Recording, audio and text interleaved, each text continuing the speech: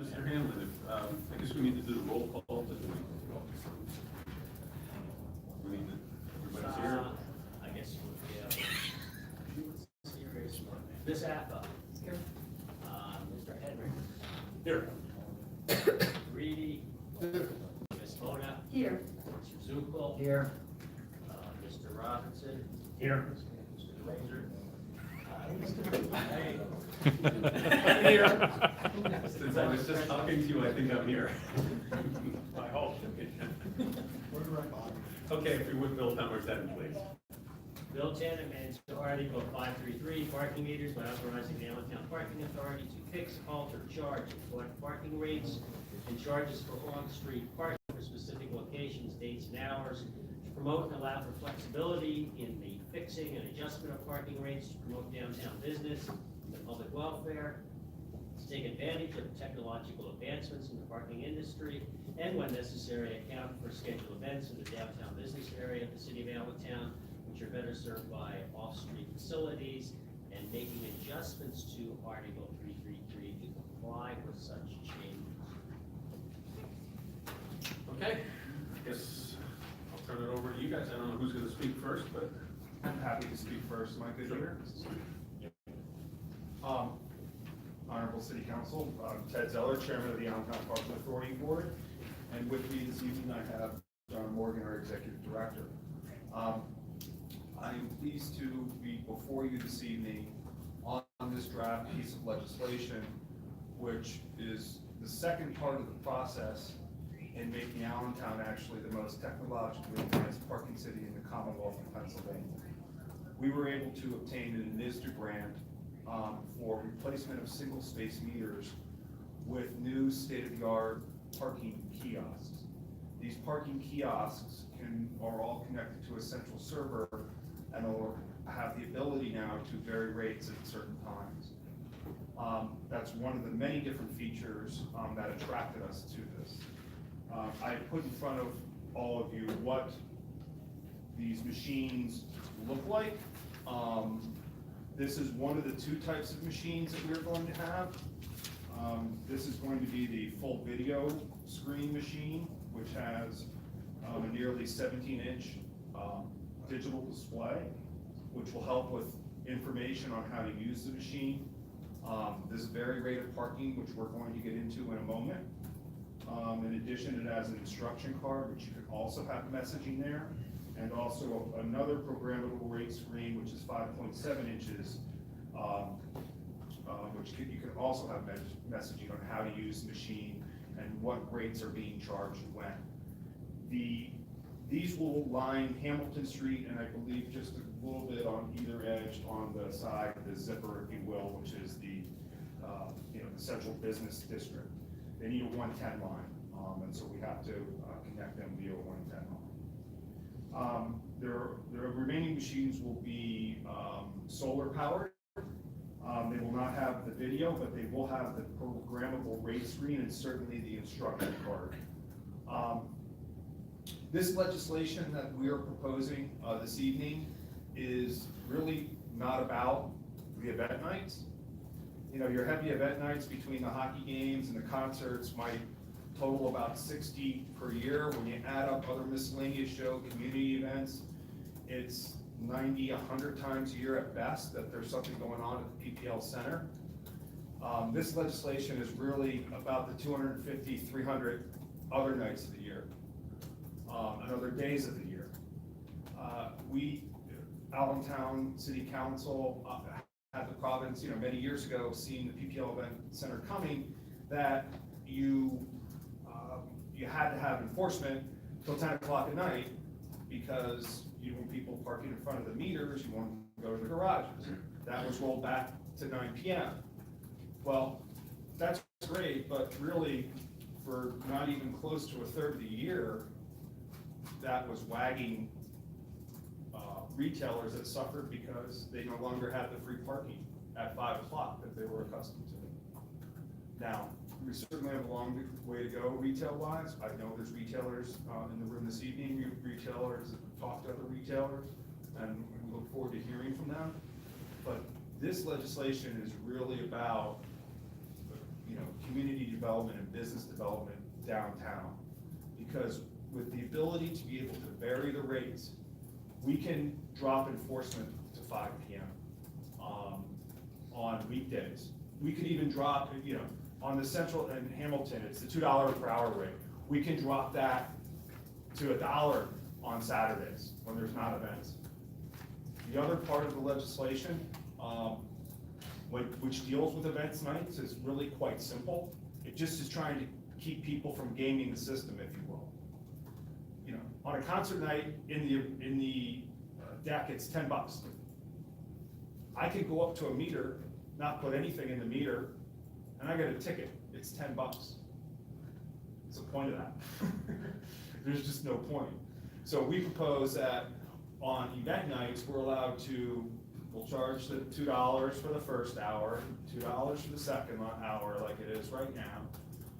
Then the third hour, which if you're going to an event, you're gonna hit that third hour every time, you're going to be charged whatever the event parking rate is. So you will actually wind up paying a little more if you choose to take up that meter space on the street instead of parking in the decks, which are really what the events are for. There's public safety issues with it. There's all sorts of business reasons to free up those meter spaces. And so we're really pleased to present this legislation. This is not about increasing the Allentown Public Authority and the city's bottom line here. If anything, we're dropping down, but we don't, from a revenue perspective, the new advanced technology, which allows to park more cars and less spaces, the turnovers, they can do bills, they can pay by phone. Another feature of this ordinance and what we're able to do here is we're going to make the first 15 minutes free. This is license plate recognition software. You don't have to print out a ticket and then put it on your dashboard for people to read. You just go in, you type in your license plate minute, and you want to go pick up pretzels from Philly Pretzel, you want to go pick up your dry cleaning from City Dry Cleaning, you just go do it. You have 15 minutes free. If you're going over 15 minutes, you can pull out your phone app. And for a convenience charge of 25 cents, you can just access your license plate, access your payment, and you can continue. You're sitting at a restaurant, you want to stay longer, pay by phone. It's still there. It's all coordinated. So the biggest part of this is going to have to be the education of it. Right now, the single-space meters, it's tough. I put quarters in single-space meters on Sundays. I didn't know. I'm looking at those single-space meters and one is being enforced, one not being enforced. We're going to change our website. As someone pointed out to me recently, see if we can see on our website how much they charge for event parking. It's tough to find. We're going to change our website so you can find that out. We're going to publish these varied rates in advance. And we've got the digital screens to do it, but even more so than that. I don't know if you knew about this, but part of our pilot program was to install kiosks on North 7th Street, where our double parking just absolutely kind of spoils our gateway coming into the city. So there's reasons, and we're still working on those reasons, and we've got solutions, and we can talk about those at another time. But we installed these kiosks on North 7th Street, and they've been very successful. And when we did it, we had people on the street. We handed out pamphlets like this, saying how you have to use them. All the retailers, when we unveil all these things, are going to have the same thing. So, John's here for questions. I don't know if you want to table questions from me right now, if you want to hear from maybe one of the retailers that's in the audience right now. But I'd love to call maybe on Santo right now, as Santo is on our board. As you know, he runs Assembly 8 and has other interests in the city. But Santo, do you want to come up and see how the retailers feel about that and other business people that you called? Hi, thanks for having me. So yes, I'm a retailer downtown. I've been downtown 20 years. Most know me for Assembly 8 now. And one thing I did today was I informally polled a bunch of fellow merchants. And what I did was I did a cross section. So I did a dry cleaner. I did the liquor store. I did a couple restaurants. I did one nail studio to kind of get a feel of what their thoughts were. And overwhelmingly, and this was very informal, tomorrow we have a retailer meeting, which I run, which I'll get everyone together in one place tomorrow. Unfortunately, it's scheduled for tomorrow, and this came beforehand. But regarding the informal poll today, it was overwhelmingly positive. There was one major concern that everyone mentioned was communication. They're just like, are we sure that they're gonna communicate this so that people know? They're like, we'll understand it as merchants, but will the normal person who comes downtown from somewhere else, will they understand what we're doing? And I assured them that would be the case based on our experiences on 7th Street and also with the new kiosks and the messaging opportunities that they provide as well. So I think communication regarding the website, obviously we're ahead on that. We know that the website needs to be continue to be upgraded, like any website. It's constant. Websites are just always they're never finished. So we'll just continue to update them, make it better. But regarding the merchants, some of them mentioned to me that I could use their name. I reached out to Brewworks. Jeff Egley was overwhelmingly for it. Mo Taylor from Queen City Barbecue and Courtney Cage overwhelmingly for it. I reached out to Josh from JT Wicker. He's been down here probably longer than I have. I wanted to make sure I included him in the poll. And I reached out to Barry Deal from your neighborhood dry cleaner. And he loved it, obviously, for the first 15 minutes free. Listen, guys, I mean, it's a no-brainer. Someone can come pick up their dry cleaning, pick up a pretzel. I don't have to put a penny in the meter. So I think that once we get folks educated and once we get the messaging out there, the positives far outweigh the negatives. And if there are, the only negative I guess I've heard is about event parking, but that's something that needs to be addressed because what's happening, and I see it all the time at Assembly 8, you see a car pull up and you see 3 guys getting out of the car with Phantom shoes. So it really doesn't affect me because I close at 7 o'clock. So this isn't about my store or me, but it's affecting the tacos and tequila restaurants, it's affecting other restaurants where that space is now clogged up for 3 to 4 hours. And instead of him having the opportunity to have 2 customers come to their space, let's say an average of an hour and a half, 2 hours each, he's got 1 person clogging it up the entire time. So I think it's more, to me, it's more about restaurants, and that's really what every town is built on. When you look at successful main streets, you hear Phoenixville is booming and Easton's booming, and it's all based on restaurants. But what we're doing, I feel, is that the parking situation is not enabling the restaurants to succeed after 7 o'clock. So I feel with the kiosks and what these proposals include, it's definitely going to give them an opportunity to succeed 260 nights a year, 270 nights a year. They're going to have a chance to get customers down. The Brewworks have trivia. People tell me all the time they don't go to trivia night because of the parking meters. They don't want to deal with them. So they end up going to other trivia nights somewhere else. So it's things like that I think this proposal will really enable these restaurants to have a fair shot. So that's what I've seen. But I've been downtown. I talked to customers. One last thing: the meters drive folks crazy. I have customers coming all the time. They're actually not even my customers. What does a red meter mean? What does a gray meter mean? How long do they collect though? I feel like I'm almost like an ambassador to what's going on, and I'm okay with that because I am. At the end of the day, I'm a team downtown Allentown. But the kiosks will be much more effective at conveying the message about rates, times, and listen, when there's free parking, the screen will say free parking. It doesn't get any better than that. So I think there's definitely the advantages are just, I can keep going with the advantages. I'm really excited about the kiosks. Okay, thank Any you. questions? They drive me crazy too, the meters, by the way. I would just appreciate tomorrow at your retailers meeting, if you would have the copy of the ordinance so that everybody could see what that is, and you could maybe get back to us. This will be coming to the city council, well, depending on how it ends up here tonight, but this will be next week. Okay, fair enough. I'll take it from that. Anybody have any questions? Just one other comment before I turn it over to general questions, is we're not trying to take the promise away from the city council. You still retain all veto rights to change what we're doing. We have open meetings, like you have open meetings, people in the public are welcome to come to us, voice their complaints. But really what we're trying to do is advance the interests of downtown with being able to be flexible with this, unique circumstance where we've got a big arena in the middle of our downtown area. And that varied parking seems like the solution, and the technological advances that have been achieved on the last recent years are the only reason we're able to do this. We're very happy to be able to offer that to the city. Okay, thank you. I'll open it up to council first, and Ms. Appa, I see you're ready to go. I don't have any questions, Mr. Santos, but thank you for all the information, because council would like to know how the merchants, especially in restaurants, feel about this. And it was very informative. I just basically don't have a question. I have a statement. The fact that they, at 100 and some days a year, there will be free parking at 5 o'clock. Actually, more like 260. At 5 o'clock, Yeah. there'll be free parking at 5 o'clock. Yeah. So not only helps you close at 7, but other.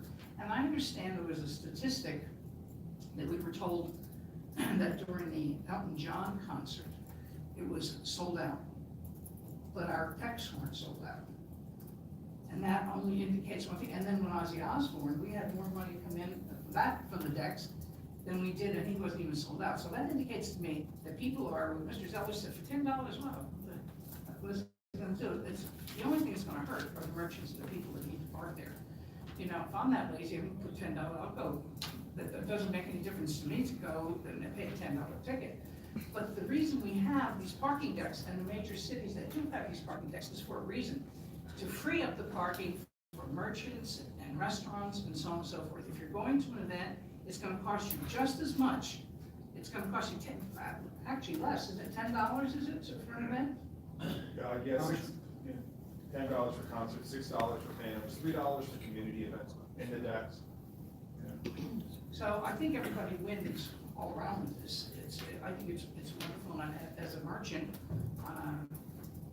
No, I think it's you really said it help. all. And, interesting, I didn't mention this, but Josh Tucker mentioned this today on the phone.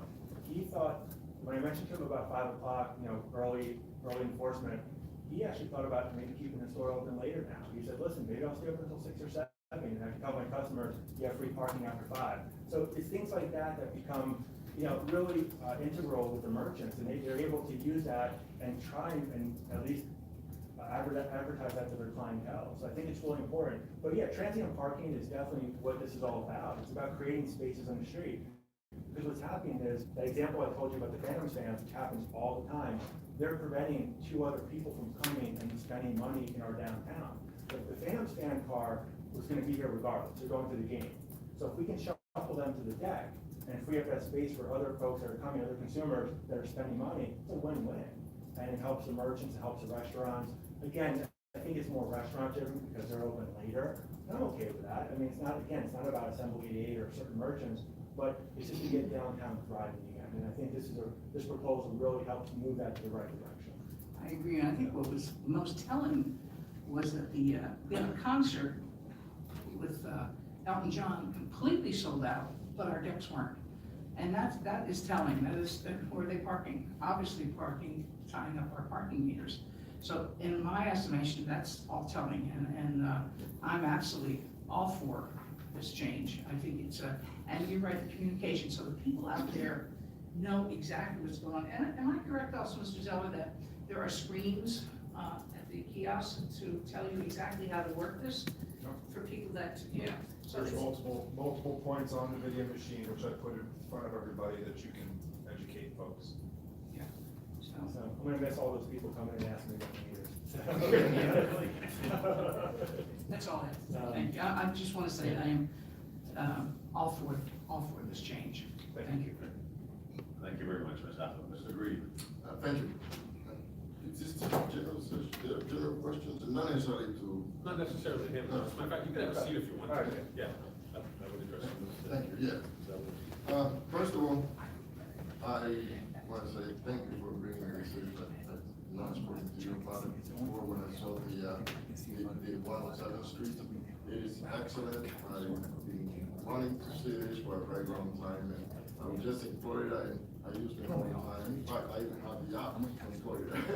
But I also have the app from Easton. Easton been using it for quite some time. I have a couple of questions, however. In Easton, there's a minimum of $1, okay? When you have the app and you go in, you gotta pay at least $1. Is that the same with this machine or not? Because you said that you can add 25 cents, which I like, 25 cents at a time if you want to. Yes, the app,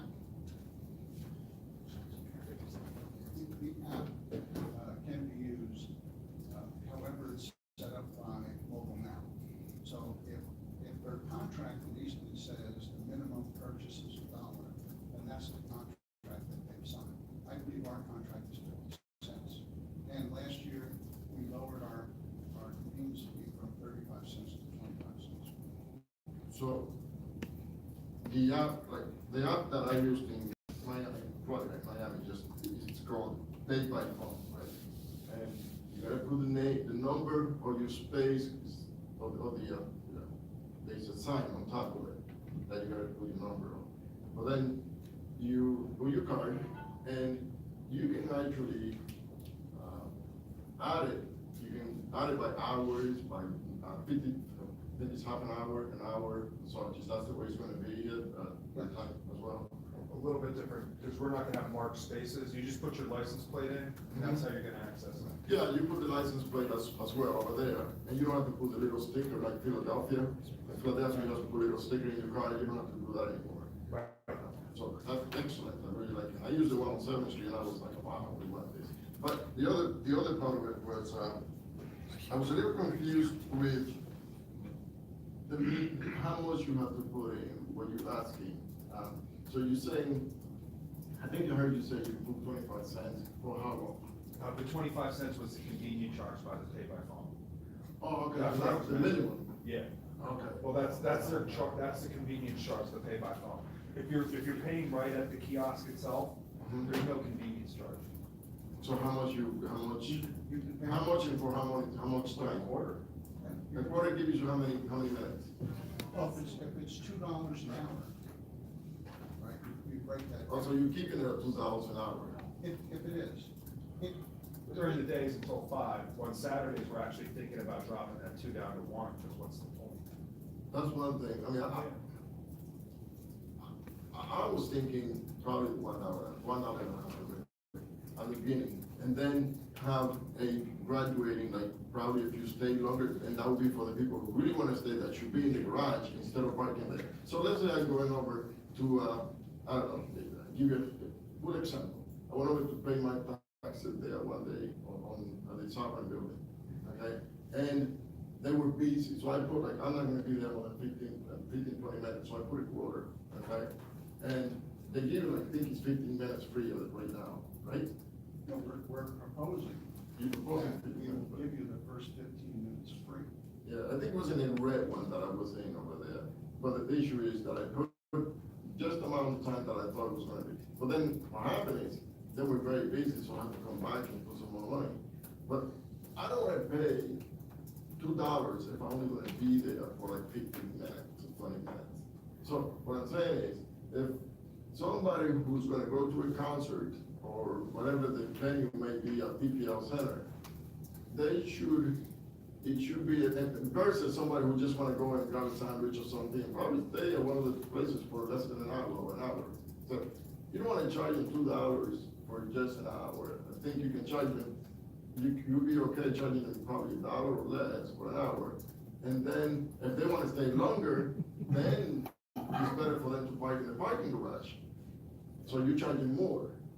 But these are all your points are decisions we can make now based upon the wording of this new statute that you do not have the ability to change right now. Correct. With the Correct. current. All these things you're saying are all the stuff that John talks about as a parking professional in doing this. Mhm. And those are the considerations that we put into what is the appropriate rate for those types of, to encourage residents like yourself to come into the city and spend money versus the residents that are going to see the Phantoms games that belong in the decks. Correct. You're absolutely right. So I would refrain from charging, $2 an hour. I would put $1 an hour, and if they stay longer, then you charge them more. So, then the other issue was,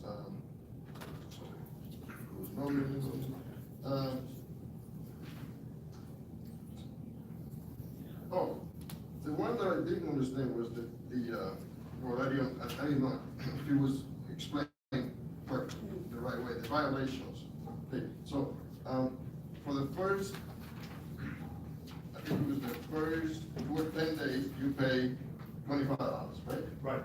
After the 10 days, you pay from 10 to 20, you pay $50 if you don't pay the ticket, the citation, right? Yes, I guess.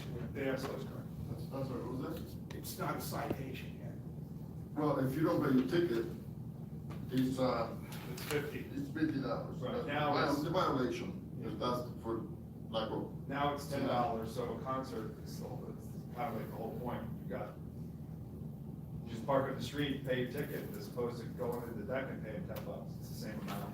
So we're Okay. just trying to graduate that rate Yeah. the correct way. And we want obviously still to keep the incentive to pay within the first 10 days, so that's why we're just starting that at the first $25. So it would be $25 for the first 10 days. Okay? Now it's $10, right? Correct.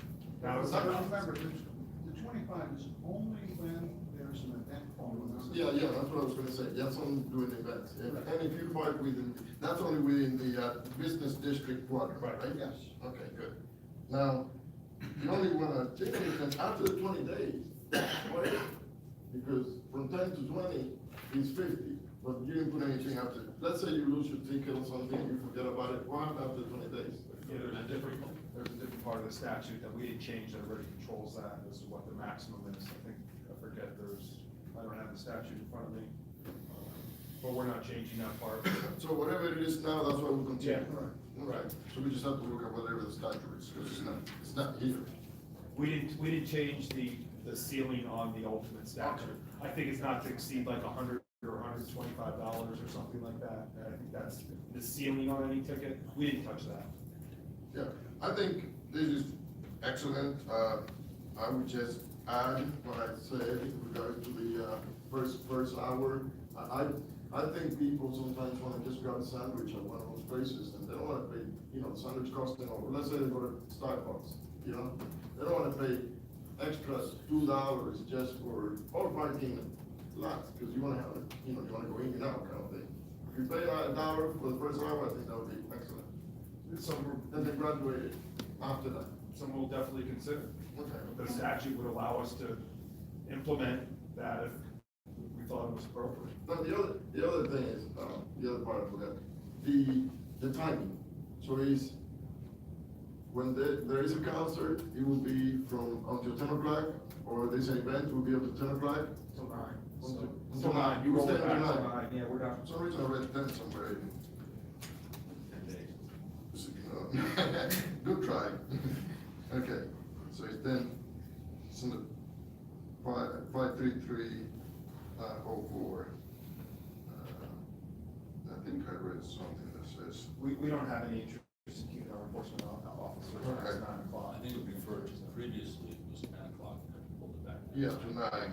Okay, that's what might have been. So Swansea is to 9, keep it at 9, and then on some of the other days, we go to 5. 260 days or something? Right. You'll be free after 5. We could do something like Cinco de Mayo, free parking courtesy of the Allentown, city of Allentown and the Allentown Parking Authority. There's so many features to this thing that we can do to try to promote Yeah, things. Cinco de Mayo, we can do. St. Patrick's we can Day, do St. small Patrick's business Day. days, all those Yeah. things, yeah. We can do, Yom Kippur Day, Anything. get them all there. Okay, good. I think I made my point. We can have a compliment What's for the other, Julio now. what's the other one? What's the other Well, one? here, Julio, if you want to give free parking on a Ramadan. Jewish holiday, Yom Kippur is probably not your best bet. Which one you wanna do? I would say, Purim or Hanukkah especially. Hanukkah, there you go. We do Hanukkah. I just mentioned Cinco de Mayo and St. Patrick's Day, playing the vice president and president. Well, I apologize for not being Jewish and not. Julio, thank you for thinking in a very inclusive manner. That's what I was doing. Thank you very much. All right, Ms. Moto was next. Thank you, Mr. President. So, if this passes, what are the means or, the means of advertisements that you're planning to use to communicate to the community?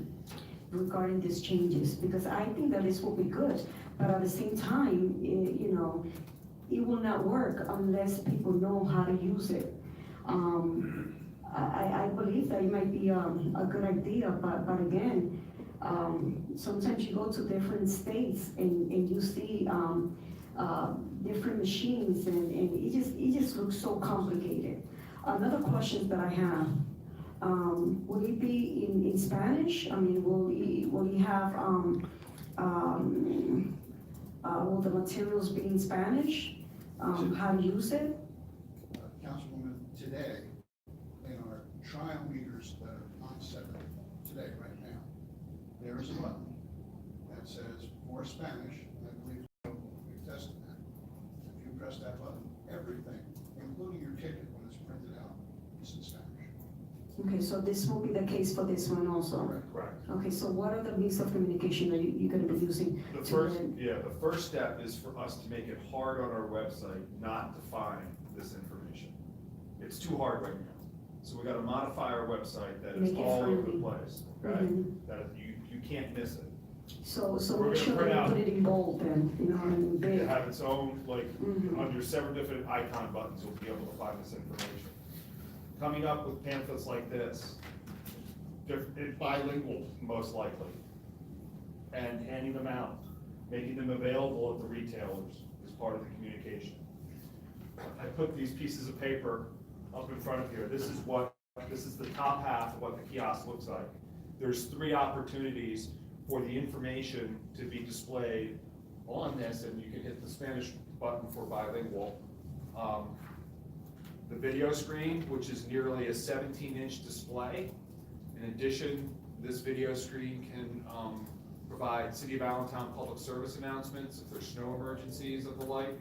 We got snow emergency information on this saying, do not park, it's a snow emergency, free parking in the decks, those types of things. There's then what is called instruction card, which will also contain has the opportunity to contain the information. And then there's another video screen which is smaller, it's 5.7 inches in diameter, which can contain this information. So it's about our website, publishing it, it's about getting on the street and handing out these pamphlets, and also the multiple opportunities we have on the machine itself to explain it, which these opportunities on this machine are far greater than we have on anything on our single space meters. Okay. I can't read the stuff. And another thing, how will this benefit, the community? How will this benefit the community again? Well, I think you'll hear a lot of people say that if they don't have to pay for parking at meters after 5, they're gonna reevaluate coming back down to downtown Allentown. Do you have like an idea of how much money, let's say, we're gonna be making if we go with this? And this is not a money grab on our part. It's not? It's not a money grab on our part. The machines, the technological advancement of the machines will provide more efficiencies. If we all build a better city, we'll all make more money. Right? It's just the way it's gonna be. It's about building a better city. We have the chance to step to the forefront in the Commonwealth of Pennsylvania by being the most technologically advanced parking city in the state. We can do it with these machines, but if we don't have the legislation supporting us to do it and use the full power of these machines, it's gonna be worthless. How much will this machine cost again? We have, how many are on order right now? We have, the APA purchased the first 15 on our own. Through the NISDA, we got enough funding for installation of 63 more. Wow. We already have 5 machines in town. We've had 2 machines in the far lot for about 15 years already. So the technology itself has been here for a long time. Unless you've ever parked in the far lot, you wouldn't even know they were there. The grant, the total grant that we got from the NISDA was $630,000 to cover the purchase of those additional machines. Now, this legislation might be all well and good. It is not going to take up the entire footprint of the city and from Union to Turner, from 4th to 12th. The single space meters will still be there. and they'll still be doing what they've always been doing, unfortunately. It's our goal to eventually replace them all. So in other words, it will not cost us anything, it will not cost the city anything? No, And we get more efficient parking. So we're kind of passing on some of that savings to Mhm. convenience of our citizens downtown for the benefit of our retailers as well. Councilwoman, just for your information, Mhm. we printed this brochure in English and in Spanish. Okay, great. And we distributed through those blocks, to every single merchant. We had our own people going into every store to explain to the merchants. A lot of them loved the idea that people would not come in and ask them for change anymore. They would put a dollar bill in the machine. And our experience revenue-wise, with replacing those single-space meters with those kiosks in the North 7th Street district has been very beneficial. Mhm. And another thing is just some feedback. It would be nice if some of these retailers are also people of color. So it would be nice if it's possible, if you can get in contact with some, African Americans and some Latinos to get their feedback, to find out also what they think. I did reach out to Ramiro Bravo from Tacos and Tequila, Okay. and unfortunately he was out today, but I will make sure I reach out to him tomorrow. Okay, But thank he- you. But it was a message left, and unfortunately he wasn't available. All right, Yeah. thanks a lot. Well, All right, Ms. Santo wanted to clarify one thing. Only because I want to address something with Mr. Grady had said. That $25 is, 25 cents is free. I mean, it's free the first 15 minutes. That 45 minutes, that extra 45 minutes, how much is that going to cost? I thought it was $1. Yes. In the zones that it's currently costing $1, it may cost $2 unless we decide to lower it because of the thoughts of Councilman Marini. And one of the proposals that we put forward and we discussed is that first 15 minutes free, the remaining part of that first hour would be $1, and then $2 for the second hour. And then if they want to stay 3 and we decide to open up for a third, then it would be fine. So we're actually spending $1 an hour. It's not $2 an hour. If 15 minutes is free, Right. then if the first 15 minutes is free, then I want to stay for the hour, so it only costs me $1. Right. And if I want to stay for 2 hours, it costs me another $1, Question number 2. another $2. Right now, it costs you more. That's what I'm saying. So to address Mr. Grady, what he said, as far as that hour, that it would be $1 an hour, it's going to be $1 an hour with first 15 minutes free. That's what. Yeah, that's what I just wanted to clarify, because it's no longer $2 an hour, it's 15 minutes free, and then you put $1 in, and you've got the $1.25. That's $1 is $1. not the way it's written, but the words will be. Yeah, they're No. looking into change it exactly. It's not written for $2 an hour, it's not written for $10 an hour. This was something that, Yeah, it's, okay, thank you. but I like the concept. I mean, you've talked about that concept before. He's actually mentioned that before you brought Well, up. this is why I brought it up, because I know You follow. conversation that this is what we're looking at. That's it, I'm sorry. Okay, thank you, Mr. Zupa. Yes, thank you, President McLean. First of all, you wouldn't be doing this if it wasn't making money for the parking authority. That's just common sense. I think the issue is the prices you're currently charging. When the arena first came, we put up all these parking decks, all owned by the Allentown Parking Authority. And your issue now is that people are parking at the meters because it's cheaper for them to pay the $10 ticket than it is to park in the parking decks. Well, my solution would be lower the parking garage fees, and chances are they would probably park there rather than, if they're paying, say, $7 rather than $10 for the ticket, they'd probably park there. You mentioned about after 5 p.m. lowering the rate to $1. Why not have it on Saturdays and Sundays 0 rather than charging any part of the day? I mean, it just fascinates me. I've never seen anything like this where a city does everything in its power to keep people away rather than bring them in. You want to charge extra for special, or I could say higher named events versus the Phantoms. I just can't understand that concept, but my suggestion would be, this is probably a good idea, but however, this is not for the benefit of the citizens. This is the benefit for the parking authority to increase their revenue. If you want to do something for the citizens, do what I suggested, make it 0. It is 0 on Sundays right now, and we're gonna maintain that. And also, do you have any, you were talking about enforcement, do you have any enforcement, say, after 6 PM on non-event nights? Yes. You do, you have enforcement after 6 PM on non-event nights, No, to 6 PM on Monday. but you have nothing after that? Correct. Well, right now, or are you talking about? I'm talking about in general, do you have any? We're talking about right now, so we are required to enforce up to 9 PM now. But if you enforce from 6 to 9, I guess would be a better way of putting it. Right. And the reason we don't is because we don't have the manpower. Okay, If we had the manpower, we would. all right, thank you. Mr. Robinson? Thank you very much, Mr. President. I just want to say, thank you, Mr. Zeller, Mr. Morgan, and thank you, Mr. Napoli, for your words so far, and to my colleagues as well. That wasn't the details for me, so my questions are rather specific. First and foremost, on section 533.03. And Mr. Zeller, you just said this, the plan is to keep it 0 on Sundays, but we're eliminating Sundays from the exemption. I assume that's for events, but how will we handle that? Are we going to, on all event days, throughout the entire day, we will charge parking? Or is that going to be starting at a certain time in relation to the event? So I'll give an example. If we have a hockey game in the afternoon, we probably do 1 to 9, which this ordinance would allow us to do. However, there are Saturdays and Sundays where Disney on Ice will come in, and on a Sunday, they'll have 3 events.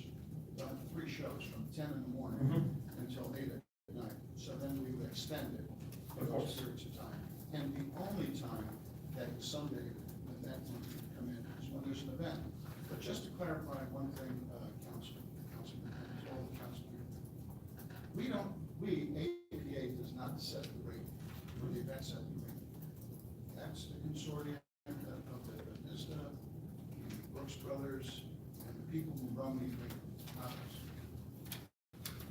Okay, thank you for that clarification. It's a conflict that we found in the statute about the Sundays. We were actually violating it before, because there was supposed to be no charge on Sundays, yet they were being charged if there was a game on Sunday, so. Correct. it's just- I just want to make sure because, with what we're doing here, just removing the word Sundays would potentially allow latitude to charge on other Sundays if so chosen. So I'm wondering if we can't make a tweak here and say Sundays of events at the APL Center.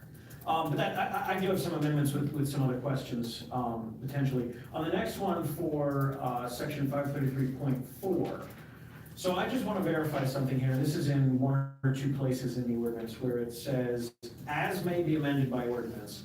Are we referring to this ordinance or future ordinances? This ordinance. Okay, because I just think that's maybe a clunky way to refer to it, because in another section, I believe, it was a little, it didn't quite understand if it meant this ordinance or future ones.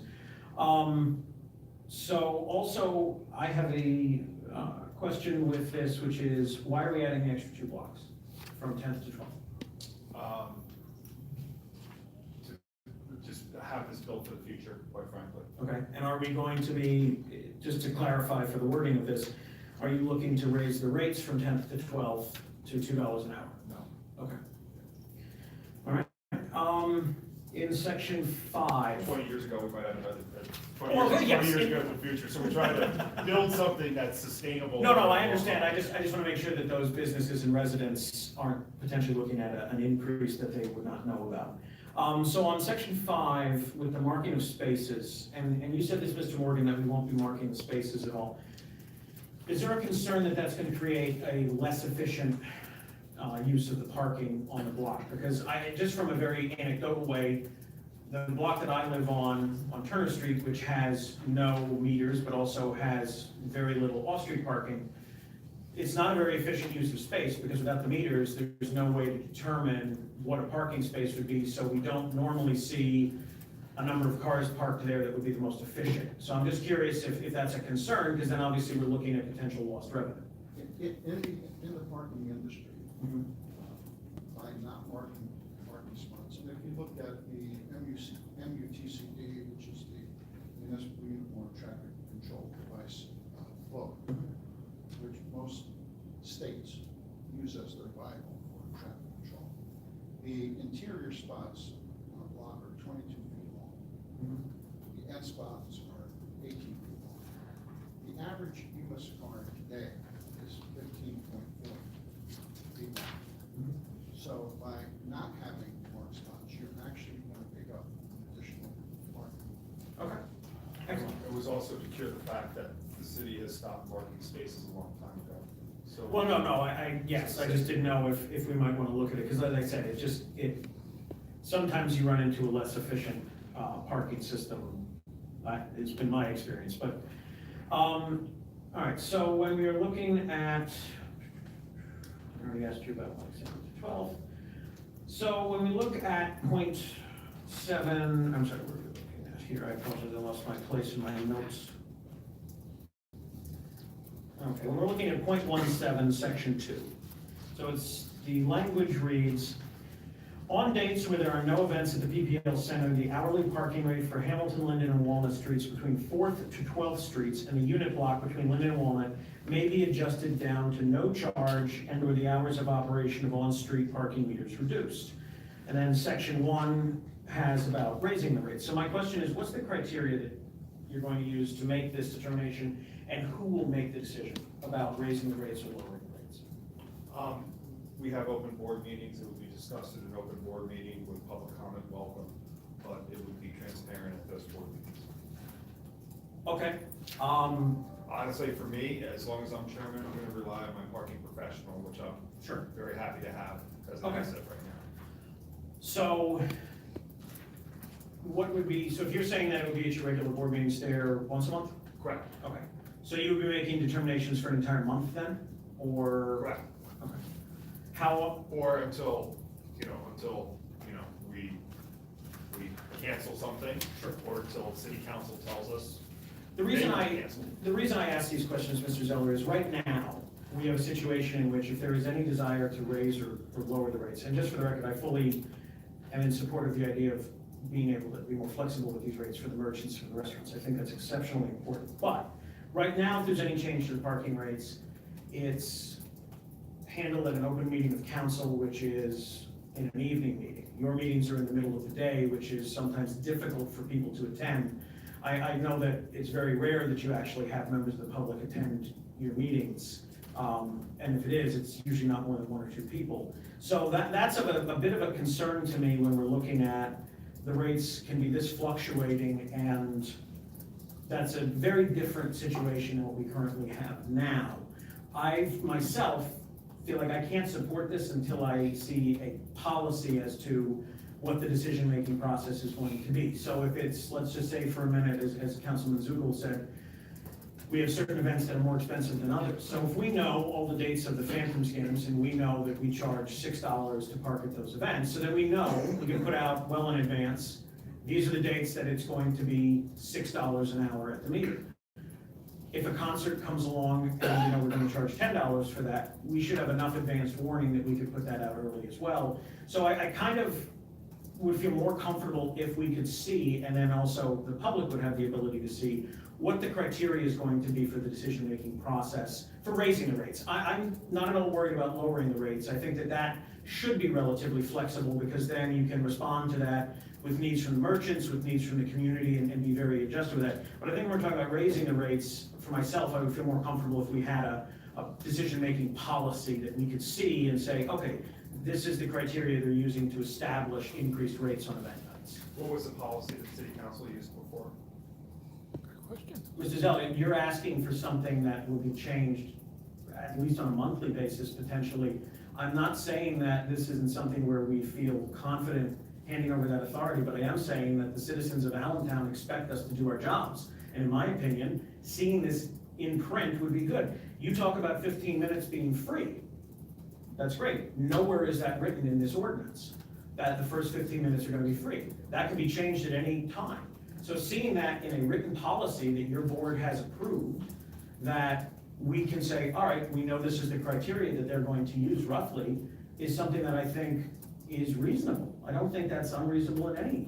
Well, I'm not saying it's unreasonable, I just didn't know if city council had a policy before and how. they Being would that do I this. have not sat on city council when a parking rate increase was debated, I couldn't say. That's something for my I colleagues. can tell you, whenever we, the rates were raised or changed, we will come to city council.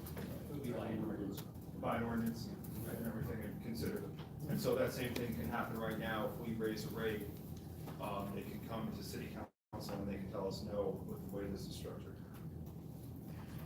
The problem though is you have it worded in a way that says the next regularly scheduled council meeting. Theoretically, you could have at least 2 weeks or 3, because there are periods where we have 3 weeks in between our meetings, where the rate's in place, because we're giving you the authority to change these rates at will.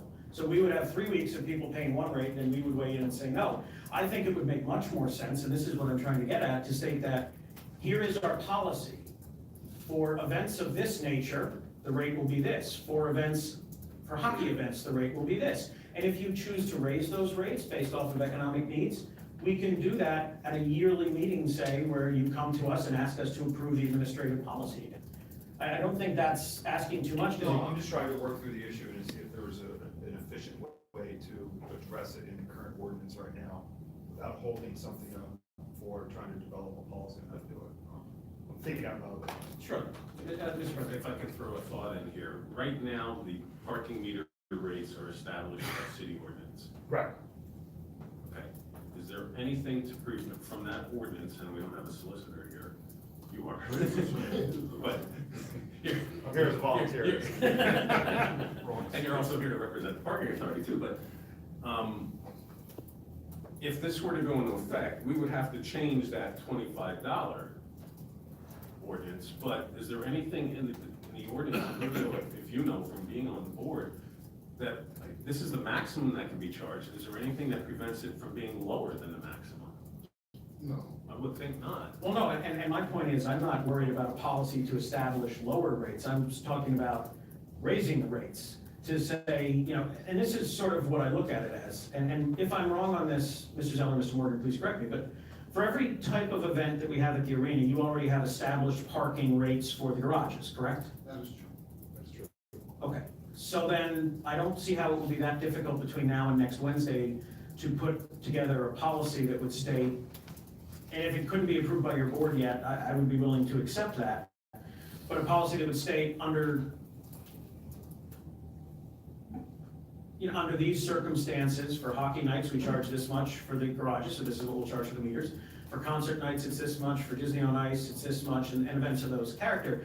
I'm just looking to make sure that we have all of the i's dotted and the t's crossed, because this is the type of thing where it almost can be a slippery slope. Once we hand over power like this, people in the future at the parking authority, councils in the future, could look to hand all that power over. And I just want to make sure that we are putting in place a policy that's workable, that the citizens can understand, that we can understand. I mean, there's been not a little bit of confusion up here tonight about different rates and different ideas. So if all of us who have had this bill and had the opportunity to study it and speak with all of you are having some confusion, there's a better than even chance that there's going to be a lot of confusion amongst the citizenry that has to use this. So, we talk about doing the better communication on the website.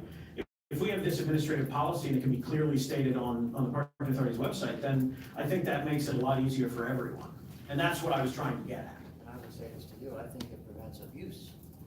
Well, that's potentially a possibility, yes. I just am looking so that we can establish this as very clear cut and understood. I do have a few more questions about this. So when we talk about section 3, which is the tickets, are we looking at just during the periods that the rates would be raised on event days, or are you looking at $25 at any point during the event day would be the fine? During the elevated hour. During the elevated hours. Okay, so see, again, this is something where if we have that policy, it becomes clearer in that sense. I'm just thinking, can I interrupt for a Surely, of course, Mr. I Zimmer. mean, maybe if you put something that we have to give city council 30 days advance notice. It's funny you That's what say I'm that. thinking, because that's what, that seems, because for me to come up with a Mhm. policy, right? You can debate that round and round and round and round again. We we had to wait for our NISDA grant because the NISDA didn't have a policy in place on how to hand out the money. You know, you start getting in the way of yourself with progress with some things, in my opinion, when you start writing. It's True, but I would also speak. And I'm not suggesting without what it is, but if we gave 30 days advance notice. Well, that was sort of what I was hoping would be part of the policy as well, though, which is that we But would. that should be in the statute. Well, that's not what, in- no, but. Not in policy. Understood, and that's one of the amendments I have to the statute is that, exactly, that 30 days prior to the rate going up, the city needs to be notified and it needs to be put on your website and on social media to state that on this date, the parking rates for this area will be such. But again, I just want to make sure that there is a decision-making criteria to hand over power that 100 days a year potentially, the rates can be very flexible without a significant amount of public input into what those rates could be. I'm not suggesting that you, anyone on the board, or Mr. Morgan would abuse that power in any way, shape, or form, but that's not to say that someone in the future couldn't. And after what the city has just gone through over the last 4 years with the mayor being convicted of corruption, I don't think that it's inappropriate to put in place policies and procedures, even if they aren't necessary, to provide not only assurance that there isn't going to be an abuse of power, but that it has been discussed and debated that there shouldn't be an abuse of power. I think that's very important. So I understand what you're saying about the 30-day notice, and I agree with you, but I don't think there needs to be some sort of decision-making criteria on paper as to how these decisions will be made for me to feel comfortable supporting this. And I do support the plan. I just feel that we need to make sure that all the i's are dotted and the t's are crossed. And that's just my personal feeling. I'm not speaking for any of my colleagues in this, just myself. And Can I just ask a question? yes, Do you think that would be better addressed by an amendment to this ordinance? in what sense do you mean, Mr. President? Well, like on 53317, A1, after 2 hours, it may be adjusted for Hamilton Street, Linden, Walnut Street between 4th and 12th, blah, blah, blah. If it's already set in here, what it is, then they can charge lower, but they can't go higher. So what you're saying is the rates that they currently have for garage night events, we just add to the ordinance? Exactly. I would not be opposed to that. As an upper limit. As an upper limit, yes. As an upper They limit. can't go higher. That's why I wrote the ordinance. I agree that- Was actually. Yeah, I thought that's what you were doing all along, quite That's what I frankly. did all along, so I'm not Yeah. putting a dollar amount in there, Yeah. I'm deferring to whatever the event parking rate is. That's what I thought you were doing also, I got a little confused with what you were saying earlier, because that's what I thought it was. Right, but the problem is we don't control what that rate is.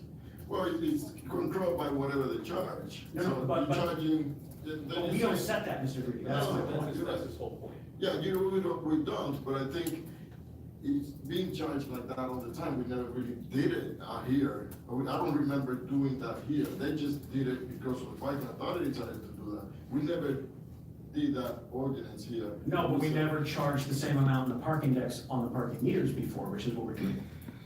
So we're letting someone else set the rates for what our parking meters will be if we don't put a number in this ordinance or have a policy. That part I agree.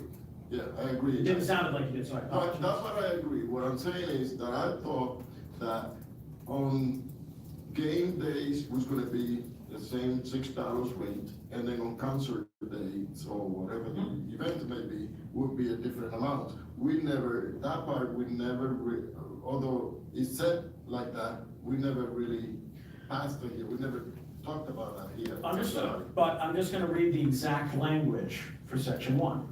After 2 hours, the hourly parking rate may be adjusted for Hamilton, Linden, and Walnut Streets between 4th and 12th, and the unit blocks between Linden and Walnut Streets up to the total amount charged by any designated rate for event parking at the PPL Center on the date of such events. And that's fine, except our authority is to set parking rates for meters. We do not set the rate for the garages, as Mr. Zeller said, a consortium does.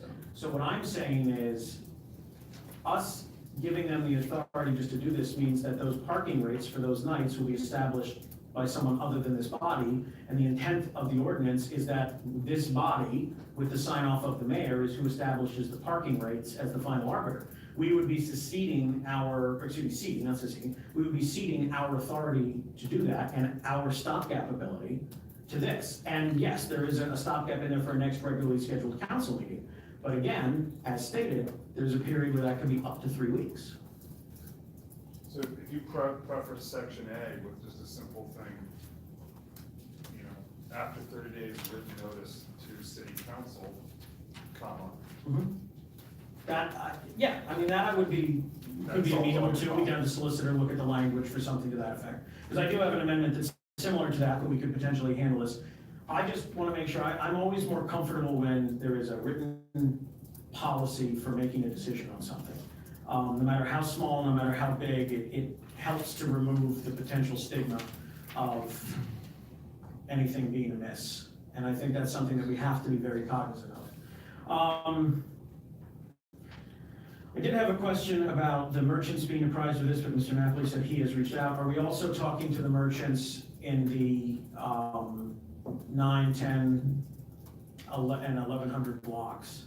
Not just in the downtown, but since now the 11 and 12th, I'm sorry, the 10th and 11th blocks are now gonna be affected by this. Have we reached out to any of the merchants in those 3 blocks? Because I know the merchants in the 900 block have had a lot of problems from the beginning because, except for Bayleaf, they are all only open during the day. And they have a lot of problems with the $2 rates having scared a lot of customers away. So I'm just curious if we've also had conversations with the merchants who are now going to be affected by this whole potential parking change. Because you have some restaurants in the 11 and 1200 blocks, some areas that would have people coming at night, and just that they would be apprised of this as well. I was not able to reach out to any today, Okay. but unfortunately, they're not very present at our retailer meetings. So it's something that I can try and reach out to some folks up there and get their feedback. Okay.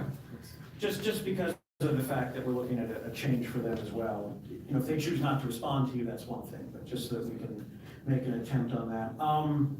I do have some amendments to this bill, which, since we can't make them tonight, I will be happy to put in writing and circulate to my colleagues to see if there's any seconds for them and get the solicitor to look at them, and I'll make sure that Mr. Zelli and Mr. Morgan see those as well. Because if we can fix some of the potential things here, then I think we can make something work, because I do believe that this is a good idea and this is a good bill. I just always like to make sure we try to think of every eventuality, so. What would they be, can you show them? I'm happy to share them now. I would like to work on the language of them, but, one would be to, Could I say this, to the preference of the solicitor's office is to vote on general amendments. You don't have to give the specific language so they know that there's support for it, and then they'll come back to the language. Right. Once it- And this is probably the easiest way to do it, discuss it right here. Yeah. well, I'm fine with that, but Mr. Hanlon, it's always been stated before that we don't vote on amendments at committee meetings, so I'm a little confused. The committee at all. No, I'm saying here's the suggestion that you vote on the intent of what you want to do, not the specific language. But you could actually, because it's committee at all, you could amend it. I'm just saying, vote on the intent. So I would just feel more comfortable not voting on an amendment when there's not a solicitor present. I don't think that sets a good precedent myself. I'm saying vote on amendment, vote on the intent. No, I understand, yeah, I'm just saying that, when you said about actually doing the amendment, I was responding to that. I have no At this problem point, with you're intent. bringing those amendments up for this, possible amendments up for discussion to see if you have a second to send it to the solicitor's office. I'm happy to discuss those tonight, I just figured that everyone would not want to sit here and discuss. Yeah, I just want to hear what.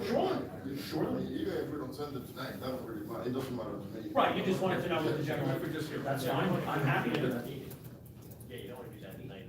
No. Yeah. Well, no, that's why I was going to this evening send the language out, but if all of you are willing to listen, I'm happy to bring them up. Well, it depends how long. Hey, for the record, I gave you all fair warning. Yeah. So, Go ahead. the first one would be to, in section 533.03, instead of striking out Sundays, it would be to add the language of Sundays of event days. I don't have the exact language for that as to how that would need to be worded in the ordinance, but so that it would only be that the rates could be increased or added, I should say, in general, on a Sunday of an event day. Mr. Zeller brought it up ahead of me, but that council would get written notification 30 days in advance of any event as to what the parking rates would be. On Sundays, you say, I'm sorry, you Yes. say on Sundays, on events day? So the way this is written currently, Mr. Greedy, right now, it would technically remove the prohibition against, I don't know the right way to say this. It would remove the zero amount of the parking meters on Sundays. All the authority is looking to do is have that be on event days. So I'm simply looking to add language to clarify that the only time that rates could be charged would be on event days at the arena. Really? If it's on a Sunday. Correct, if it's on a Sunday, yes. Yes. I thought it was a sense that every Sunday. Only, It is every Sunday except. Yeah, but now we're Sundays. charging, yeah, but now we have event nights, so Oh, event days on yeah, I Sundays, agree and that's a with you. problem. I would say every Sunday. Well, but there are concerns where there's some issues, Disney on Ice Well, being there's one of them, events. where there's 3 or 4 shows and. Oh, okay. We got it. You got you. That makes sense. As I was saying, that council would get written notification 30 days prior to an event as to what the parking rates would be, and that the parking authority would also post that on their website and their social media. So that way we're putting it out to as many people as possible that the rates are going up. 30 days prior, say that again. 30 days prior to the actual event. So if there's going to be a hockey game on February 16th, whatever the corresponding day would be, not including weekends, 30 days prior, that would be when we'd have to be notified in writing, and I would say an email would suffice for that. Just so you know, the reason I kept that out, I thought about Sure. that before, is because one of the most wonderful events at the PPL Center for me Mhm. was the Allen Parkland High School basketball game that we had less than 10 days. Well, this is another reason why I would like to have the solicitors weigh in on this, because there are going to be some issues like that, where you've got regional sports event, playoff games, things of that nature, where there needs to be a little bit of flexibility in there for that. So we need to be able to, perhaps add the language when the parking authority is able. So when you have prior notice, we can get prior notice. And then when you don't, just as soon as possible notify us. But again, we can have the solicitors work out the language on that.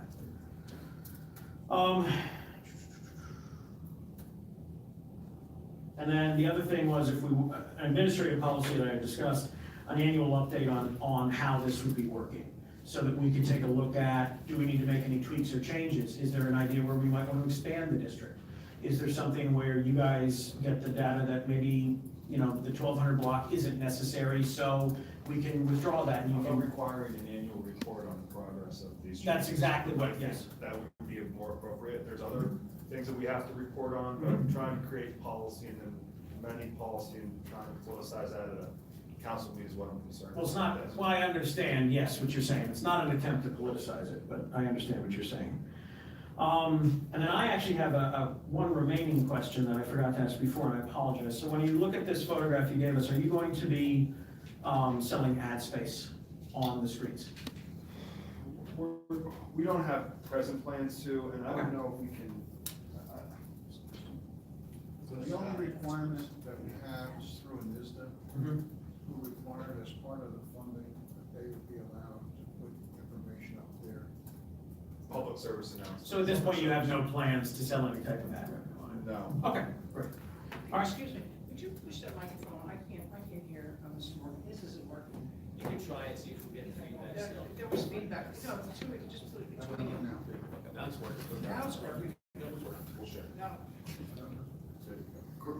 So the 3 amendments would be an annual report on the progress of this, the notification 30 days in advance when able, and the publication on their website and social media of the rate, and the change in the language for Sundays so that it reads only event days.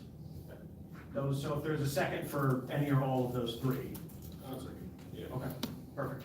yeah, thank you. Okay, so we'll have the solicitor's office draft that language. Then we're also talking about trying to craft parameters to the increases. That's what I did with the, Okay. Because that was floating around, so they do have parameters to be, they can poke around that again, get it to you. Could we also just have them look at the sections, I think it's 533.04 and 533.08, where it says as may be amended by ordinance, if we can just see if there's something that they might feel is more specific to the language of the ordinance that should be said there. They might not, but just in case. I think I agree with you, that's clunky. Right. You said something about 100 block. Well, yes, because this is extended up to not the 1200 block, excuse me, that was my mistake. The 1000 and 1100 block. Oh, I apologize, that was my mistake. Yeah, I didn't see that. Yep, no, that was my misspeaking. Okay, thank you. Thank you, and thank you, Mr. President, and thank you, Mr. Zeller and Mr. Morgan, for your efforts on this. Anybody else from council? If I may. Thank you, Mr. President. One of the other advantages here, and I'm going to post it because I've been involved in this also, is some of these, what this will do is remove the unsightly meter posts and heads that are now, which will help beautify downtown. Also, and I've been in contact with Mr. Vanford regarding the committee we're on, these kiosks will also be utilized, and hopefully not, but in times of, such as we have the downtown events, should there be any weather warnings or other types of emergency, that they'll be able to notify the people from these. So I think it's important to remember that also. I just want to add those things. I agree, and I see this kiosk has an Orlando advertisement on it. I hope that would not be in place if we had a cold snap like we just had a week and a half ago. That would just be adding insult to injury. Unless you get a legionnaire to Yes. sell tickets through the kiosk. Exactly. We don't want to support the airport authority? I like support. Anybody else from council? I just want to say. great Anybody job. except Mr. Green? I just want to say, great job. I think this is really a good way of moving forward, and people have been complaining about parking on Saturday for a long time, and I think this helps us and the public to come back to the city and not complain as much. That's our goal. Thank you. Great job. All right, well, Do we, members of the public? we're getting back. All right. We didn't forget. I've been. Mr. Glazer. Okay. Thank you, Mr. President. A couple points, couple questions. With removing the parking lines, you gave us the average size of cars. I'm just thinking that average probably won't be very accurate. We know Ford has stopped making smaller cars, they're going to SUVs, which will be larger. GM will follow suit. Chrysler is pretty much there. So vehicles may in fact be getting larger rather than smaller. We're working under an assumption at the moment that you might see, and I know this from speaking to them, from Gunner, there's a difference between, they consider an event a performance, so when they do 3 events, or 3 shows of Disney on Ice, they consider that 3 events, even though it's really one day in our mortal world. But we certainly know that we want the arena to book more evenings. So over time, with any amount of luck, this policy would affect more of the year than it currently would now. If they were very successful, absolutely, and that's probably what will happen, they'll be very successful. That's the feedback, Mike, there, that's not good. So currently under the parking meters, there's a 2-hour limit. Am I correct? Yes. Will the kiosks have a 2-hour limit? Well, by ordinance, we can make it 3 hours or 4 hours. Just talk loud. Okay. So the kiosk gives you the flexibility to extend the limit. That's correct. Okay. So if I come down to park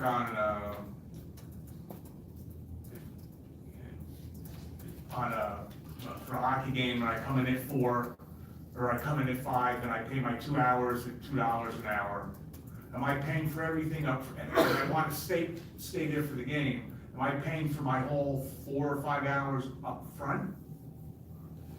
Yes. Unless you change your mind and go to the game or. Well, I'm just saying, I come down at 5 o'clock, I go out to eat, I go to the game, but I'm telling, when I buy my parking ticket, that I'm gonna be there for 5 hours. Okay. Why don't you park in the deck? Why Pardon? don't you park in the deck? Well, because I'm lazy and I'm right on the street. That's You can why. pay for it, you're lazy. Well, I understand that, and this, so, That's the point. So the 2 hour limit goes away all the time, some of the time? So you can add to it in your phone.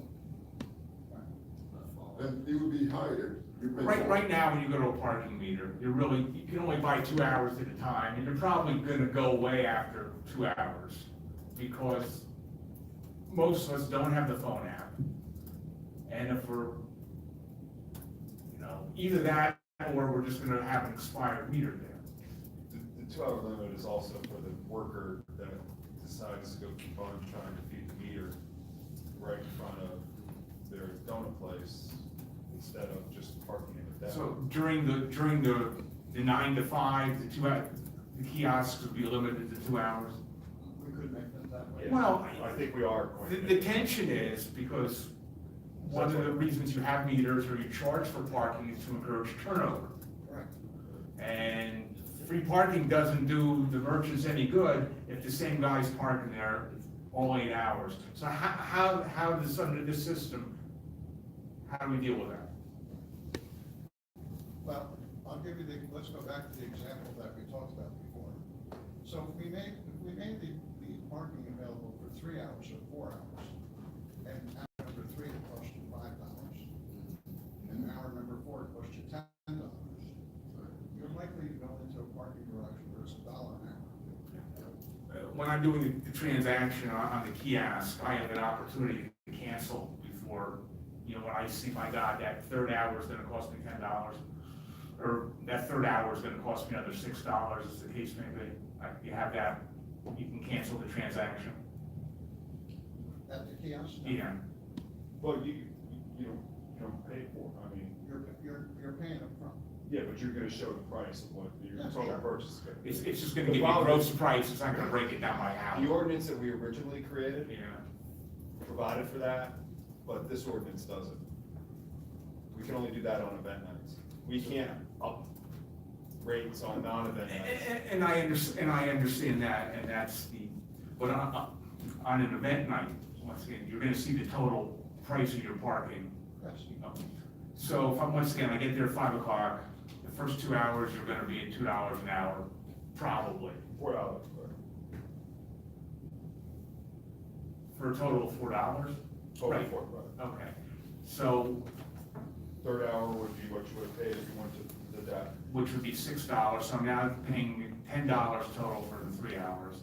And because I'm gonna stay to the end of the game, because I'm a fan, so I'm gonna have probably hours 4 and hours 5. What am I paying for those hours? 6. Each, for each hour. Yeah. So, In the deck. I'm not disagreeing with you, I'm just trying to get an understanding of this. So for those 5 hours, it's gonna cost me 18 plus 4 is $22. It's pretty good for a controller, huh? Yeah, okay. If I stay longer than the 5 hours, I get a $25 ticket in addition to that? If you exceed past what, if enforcement hours end at 9, no matter what though. Well, 5 to 7 plus You'd be at 3 10 is at that 10, point. yeah, so that would be past. Yeah, you wouldn't be paying 22. Okay. You'd be paying 18, still less than your Eagles game, but, I'm a hockey fan, I'm not an Eagles fan. I'm not. so you might, it's maybe $3 more than your Flyers game. Okay. I think that there's, in my mind, there's a little bit of a, and we touched on this earlier, parking on the street is convenience. And, if the rate isn't high enough, people are gonna choose to park there as opposed, and it's limited parking as opposed to parking in the deck. So I wouldn't, you might wanna consider, on-street parking a premium on event nights above what the deck is. That's what this ordinance allows us to do. Well, and that goes back to what Mr. Robinson suggested, is the council wants to see the guidelines and about what those rates will be. And you wanna make the parking ticket $25, and then if you pay within 10 days, if you pay within 20 days, it's 50, is that what I heard? Correct. And, it's on the police issued parking tickets, there's a third column for if you have to get a citation. Is that each Parking parking tickets ticket. are citations until they go to the district justice for Right. collection, and then there's added fees to that. And they're set by ordinance as well. Yeah, there's a limit, there's a statutory limit to that, I don't know if it's in this ordinance or It links to statutory, it's set by set by the city or set by the state. city. That's what I was asking before. It's really funny. Quick question, when do you turn the tickets over to the magistrate and DJs for citation? How long do you, without getting payment? Or does it have to be multiple tickets? No, if it's outstanding within 30 days, that goes to the magistrate. Okay. In the last part of the ordinance that we did not touch, it's right there. Failure of an owner or operator to make payment after 20 days shall make the owner or operator subject to a penalty not to exceed $100. So that ceiling is already in the ordinance and we didn't touch it. And that ceiling is, agrees with other city policy. I'm sorry, And that. that's city ordinance, that's, Okay. it's in this, it's just Yeah, not it is. changed. Yeah.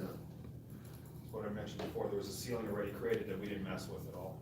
And as long as we're all here, we have the administration here, and we have the parking authority here, I just want to encourage the administration and the parking authority to get together and work out their, the recommendations that the controller suggested from police issued parking tickets. There's some progress that needs to be made there, and I would hope you guys could get to take care of that sooner rather than later. Thank you, Mr. President. Thank you, Mr. Glazer. Mr. I Rogers? just need a clarification, because something that Mr. Glazer was asking didn't quite compute with what I thought we had talked about earlier. So the rates for the event night, the first 2 hours will be $2 per hour, correct? Correct, that's where it's at. Right, okay, just want to make sure. So a resident wanting to go have dinner at a restaurant or go into a store that's still open, it would be exactly the same for them if they purchased just those 2 hours? Correct. Okay. My understanding, and maybe I'm not reading this correctly, but my understanding of the way it's written is that the total charge would max out at what is charged for the arena day. But from what you just said to Mr. Glazer, just that third hour would equal what would be charged for the parking deck, and then they would be charged even more for potentially hours after that. You're correct, you're misreading. There is, if you read the language, after 2 hours, the hourly parking rate, the hourly parking rate may be adjusted for the district up to the total amount charged by any designated rate. So, That's how we put the parameters on what we could charge.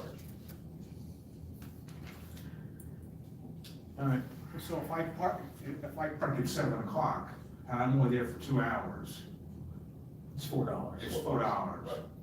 So I have absolutely no incentive to go to a deck at that point.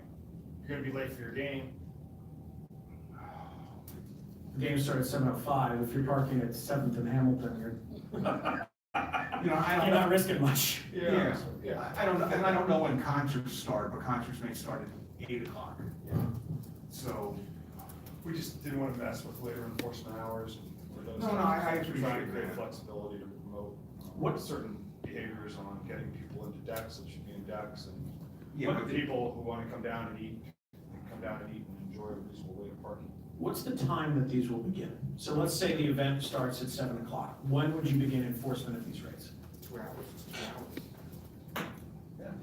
I just want to make sure that this is clear, because we need to have everything very clear on this, because there's been some issues here that are not particularly clear. So it would begin at 5 o'clock.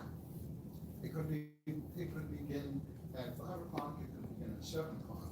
I think our intent, not to be corralled into any specific thing at this moment in time, is to try it out.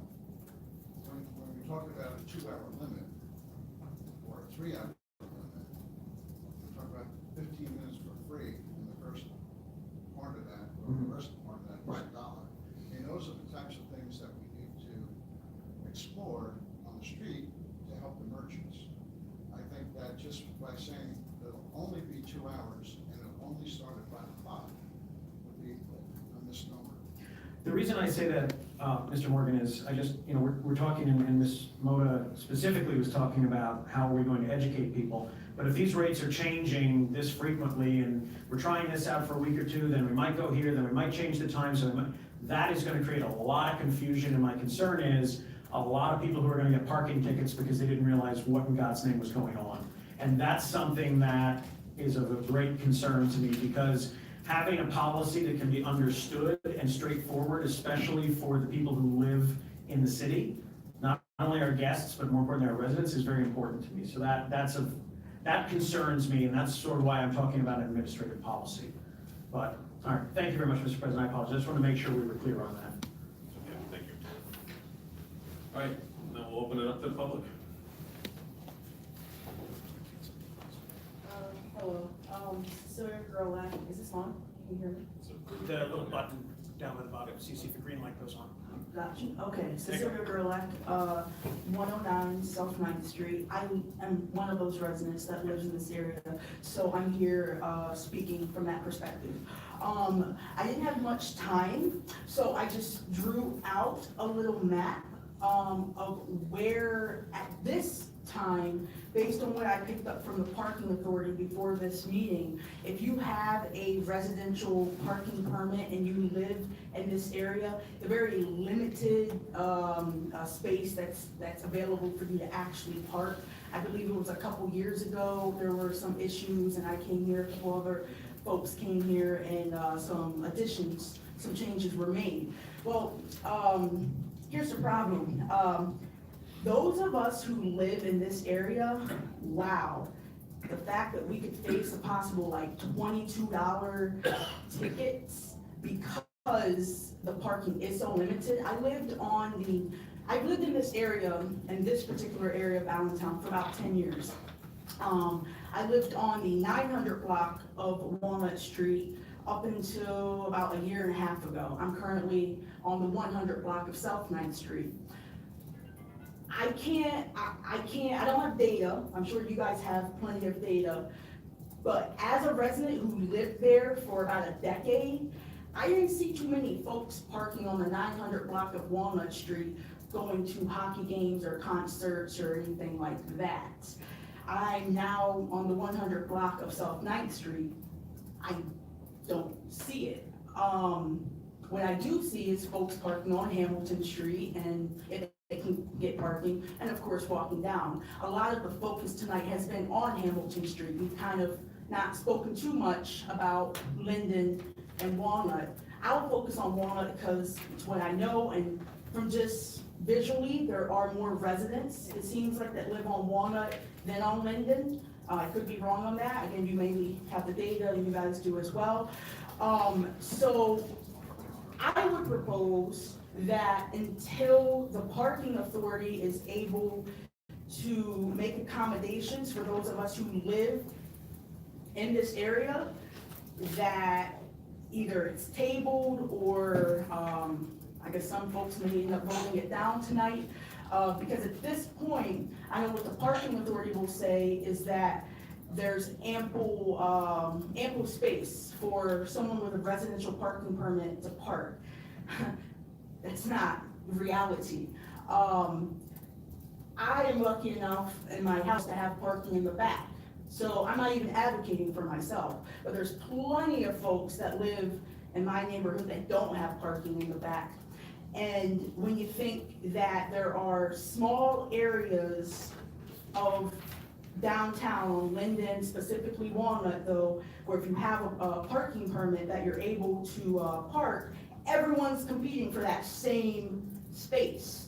I can tell you, when I lived on Walnut, I had the permit. First off, on Walnut, anything from Fountain on down to 10th isn't even covered. So you have the entire block of Walnut, just that one block, competing for space from Fountain up to 9th. Doesn't work. Now that I live on South 9th Street, oh my, it's basically, it's bumper to bumper. And we have meters, so people just kind of park how they can. And that's also within, I think, zone 4. So when I lived up on Walnut, it was completely unrealistic for me to ever find parking within zone 4 because everyone else takes it up. And you know, a lot of people have 3, 4 cars and they have residential permits for all 3, 4 cars. So unless and until the parking authority can accommodate the residential needs, which now it should be able to, because if this is being done in an effort to get folks into the garages, well, what would it look like to make all of Walnut, all of Linden actually available for residential parking? Because if it's not, you will see, and they'll like it, because they'll see a complete increase in revenue specifically from the blocks of Walnut and Linden that do not have any residential parking, guaranteed. And if it's 22 or whatever it is on event nights, that's financially, I don't know how residents will deal with that. I wouldn't be able to deal with that, $22 on an event night, so.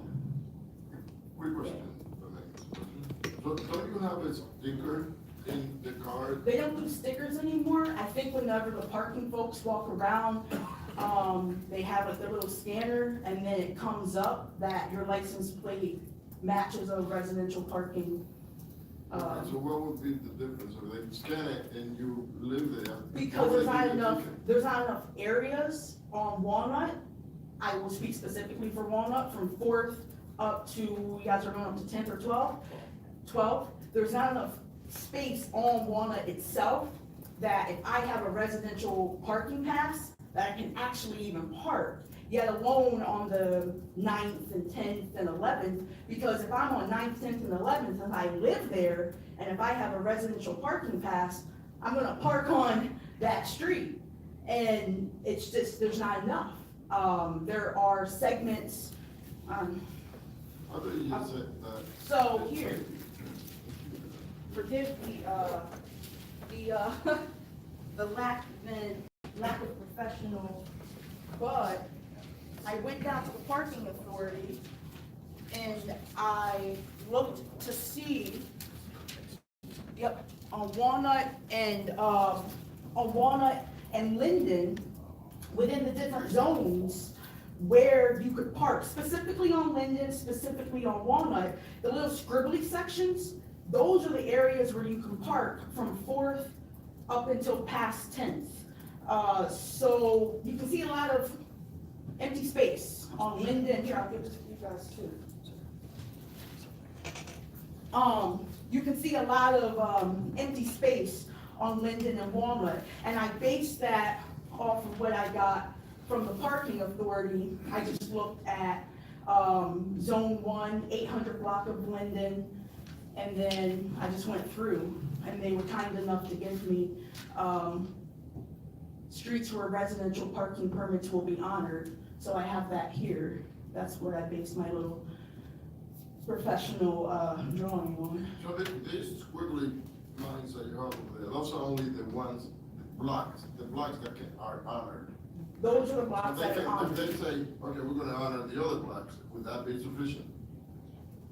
On Walnut and on Linden, because right now, essentially, some of those other streets, like the 9th Street, there are portions of 9th Street, there are portions, I don't know about 8th, I will speak about 9th. There are portions of 9th Street in which, yes, if you have a residential parking permit, technically you can park if you can find a space that's not taken up by folks at Machos, if it's not taken up by, you know, it's limited. So some of those numbered streets, yes, they are open to residential parking, but again, it's usually taken up by the people who live there. I'm specifically saying that on Walnut and Linden, why not just make all of Walnut, I don't know about all of Linden, but all of Walnut open to residential parking? I agree, I mean, that's wrong. If I may. I'm a little confused. Cece. Okay. The whole point of this is to get more vehicles off the streets. Mm-hmm. And you said it's limited now. Mm-hmm. Why do you feel that this would cause less spots? I'm not following you. No, I'm not concerned about, so what I'm concerned about is it's an event night, right? Right. I get home from work about 5 o'clock, all right? There's a hockey game. I'm driving around and I'm trying to find a spot in my zone. I can't find a spot in my zone. You can't find one now. Well, I'm just hypothetical, yes, I can't find one now, but, if I'm driving around trying to find a spot within my zone, so I can go in and just relax for the night, and I can't, and I'm forced to park outside of my zone, I will then receive potentially up to like a $22 ticket because of, Okay, so it's the, all right, that's what wasn't clear. Yeah, I didn't hear you okay. say it's the enforcement issue. so it's the lack of space available that forces people, even when they have the residential parking permits, to park outside of the permit area, which will then mean we get tickets that are excessive. That's the problem. So basically, the zones have to be expanded. The areas that residents can park in with their permit have to be expanded. Or we will, because we're forced to park in non-zoned areas, and we're gonna get tickets. Mr. President, would it be possible to have Mr. Morgan and Mr. Zeller look at what could reasonably be done to expand the zones? Especially because now you have, at least on Walnut, the entire 700 block is now gonna be taken up by City Center with an office building and apartment building, which has plenty of off-street parking. So perhaps we could at the very least expand to that, but I would agree with Ms. Gerlach trying to expand it more than that, because this is a consideration that's fair. Thank Yeah, you. that doesn't cost anything to look at. Or perhaps we could even look at, We feel quite strongly that the whole residential parking permit structure in the city needs to be revamped and changed. We're just taking the steps we can now, given what the opportunities we have. Right. All those things we want to solve. One of the reasons North Seventh Street is what it is because of residential parking permit issue. That's the reason for it. And we've actually are in the process of taking a property up there right now in order to help solve those issues. So they're important to us. Is more than just on our radar. But we believe the whole residential parking permit throughout the city has to be examined. But that's not why we're here this evening. Yeah, but it won't be done by next week. no, in the short term, we could perhaps look at expanding these zones. That's what I'm saying. And that, I have just one question too. If I live in the permit zone, can I get a permit for 4 or 5 cars, multiple cars? Or not? Under today's ordinance, yes. Really? Something else we gotta look at. Mm-hmm. Thank you. I have a question, Cece. Non-event nights, you come home at 5:30, you can't find a parking spot. Mhm. Do you pay at a parking meter now at 5:30? So now, I don't know what time they're supposed to enforce to, but now if I came home at 5:30 on a non-event night, no. And if I can't find a spot in the zone, I would not pay. So we don't charge after 5 now? Of course, there's no enforcement. I don't know if they're supposed to, but they don't. My question, Mr. Morgan, is right now, we charge at 5 o'clock right now. There's no enforcement, but we do charge. That's correct. So the thing, what we're trying to say, at non-event nights, you don't even have to worry if there's enforcement out or not. You can park 200 and some days out of the year. The only problem you'll have is on event nights. Right. But right now, we do charge, and that's gonna be knocked down, that there's gonna be no charge after 5, Right. something like that. So if you come home at 5:30 with this new ordinance, you will be parking free from 5 o'clock on non-event nights. But your problem is The event nights. the event nights. Well, Yes. you know, I hope, but Yeah. Can I say something? And also, you have to make sure that you have internet or that you have cable, so that you have an understanding when is the night that you might have, they might have Right. an event night. Yes, to Mr. Robinson's point, that's exactly what we were saying, essentially, if these rates are fluctuating, it's one thing to post on social media, it's one thing to pass out to the merchants, but as residents, that's a little bit more difficult, and then with the transiency of downtown, that's even more difficult. I'm just saying that, and I appreciate to hear that the parking authority is willing to look at the areas for residential parking. So the fact that the parking authority has acknowledged that it's an issue as an entity, I would think then it would be incumbent upon council to not take any action until at least this area has been sorted out. I have another, I wasn't finished with my question. Oh, no, sorry. That's all right. Correct me if I'm wrong, but the meters will say free. Correct.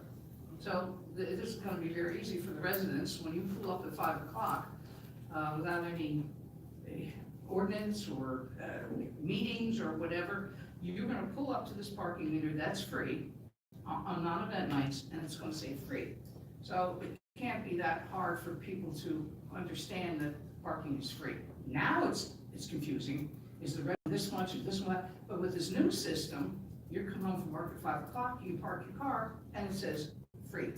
So, to allude to what Ms. Moda is talking about, I understand, but I don't think people are understanding that it says free on there. These are gonna be so self-explanatory that it's gonna be able to, it's gonna be easy to figure out. I mean, there's gonna be a screen, there's gonna tell you how to do it, there's gonna say it's free parking right now. And I don't know how confusing this possibly, for me, I just see it as very, I'm confused now with the parking, because I had put money in meters and they were like, oh no, it's not free, or it is free, or whatever. But we've gone over this tonight, and as far as I can see, it seems like it's gonna be a lot easier as far as the communication, as far as understanding what's going on. And I get your point, CC, as far as event night and the problems you guys would have with the parking, but maybe that can be worked out. But as far as being able to understand it, it's going to be very simple. So I think the free nights, yeah, free, gratis, there you go. But from my understanding is, depending on the event, the rate could change. That may or may not be clearly understood, but again, that's not even the core of what the core is the event nights and the financial strain that will put on residents that live downtown. That's the core of it. Most of us work that live downtown and we don't make a lot of money. This is not in the best interest of residents that live in this area. And those of us who live in the area, we get the meters because we live there. Folks who come in may not, but we get it, we live there. So just whatever council decides, or whatever the parking authority decides, all I'm asking is please look at expanding, like before you vote on this at the regular council meeting, the parking authority needs to look at expanding the availability of residential parking areas. That's simple. And you're only talking about the street, number streets, but there's a bunch of alleys there that are also up to residents. I mean, like right in between, what's that? Like Maple and, Maple Street. yeah, Law Street and. Oh, yeah, all Yeah. of Penn Street. Exactly, and they take the parking in the residential areas as well. Yeah, it's just not enough. Okay. All right, thank you, Steve. Anybody else from the public? My name is Ibby Baylock, and I live at 1522.5 Chew Street. And I'm here to address this as the hardship that it causes for some folks, not necessarily residents. I serve on the board of the Allentown Symphony Association, and there are many others who serve on boards of organizations that are in this area. And several times a month, we have meetings. I just came from a meeting from over there. And when we first of all, when the event parking started going in, the fact is, we go to a board meeting, we go to a committee meeting, and we're being charged $10 if it's a concert night for parking when you're giving of your time as a volunteer to an organization, which I think is already a hardship. Now, to address that on my own part, what I did is, I went into the parking authority and I got one of those keys, and it said, yes, you can still use those on Linden Street, so that, I prepay for my parking, and that's how I addressed it from my perspective, because I can use it in the old meters with the key. Obviously, if that's gonna go away, it's all of a sudden going to become much more expensive for me to park when I'm attending these meetings as a volunteer. And parking is a very serious issue for organizations, whether it's the, any one of them that are in the downtown. I know that when the Miller Symphony Hall was expanded, and we added those classrooms specifically for the community music school, and now they moved out because of the parking, and the association lost the tenant that was helping to fund its operation. So it's like a ripple, and it has multiple effects. It's not just when we would attend a concert, I don't care, then I'll pay for whatever is the appropriate parking. But when you're not really going for entertainment or for a dinner out or anything, but as a volunteer, and now you're being charged a whole lot more money. That's all my comment, and it is a hardship. That's what I want. You know, that reminds me of LTIC. Do you make, it's some kind of arrangement for the students at LTIC? For LTIC students.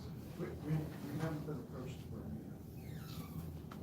We've removed strata and community from event parking for those types of considerations.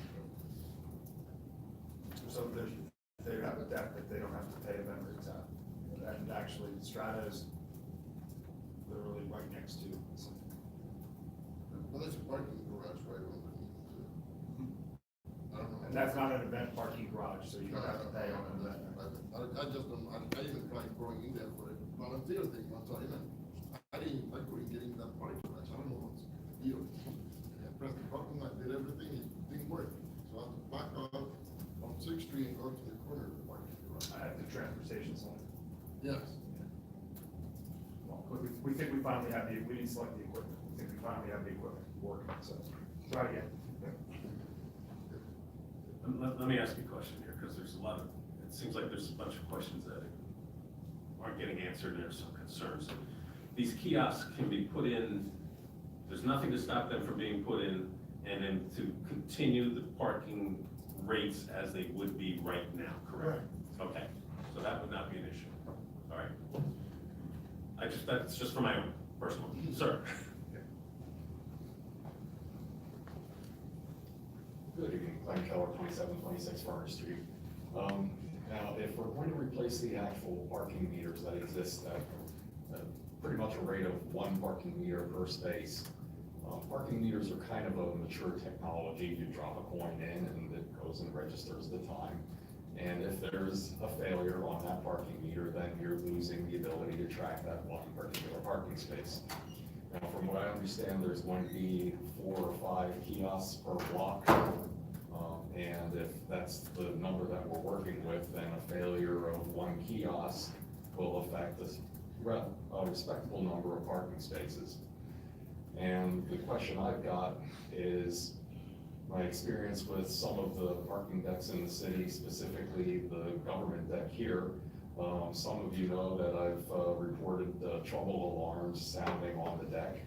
That doesn't affect the payment system, but with trouble alarms sounding, there's something wrong in the system on the deck. Tonight, I just tried to leave and go and make payment and decided to come back in time for public comment.